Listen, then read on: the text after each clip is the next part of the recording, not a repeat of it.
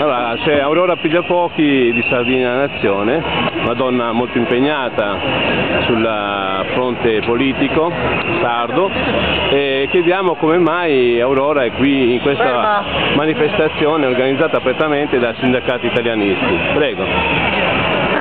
Io credo che il mio impegno sia in questo momento per gli operai e per le famiglie che stanno subendo delle situazioni, voglio proprio rimarcare questa parola, perché la situazione che si sta verificando in Sardegna non ha mai avuto uguali.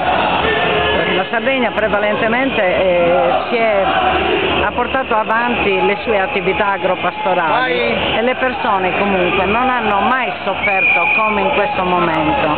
In questo momento i posti di lavoro che alcuni stanno cercando a oltranza di difendere non sono posti che danno benefici alle famiglie, perché si è sempre portati a sperare, a chiedere, ma chiedere cosa? La nostra terra è ricca, ha solo bisogno che le persone, cioè che i politici si diano una mossa e presentino dei progetti, ecco, intanto compatibili con il nostro territorio e quindi modelli di sviluppo comunque che vorremmo essere noi a decidere, visto che non siamo tutti degli imbecilli.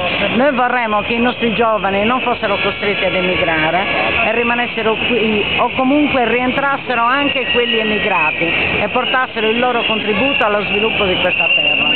Siamo fortunati ad essere nati in questa terra, non facciamocela portare via. Grazie Aurora. Prego. Ferma!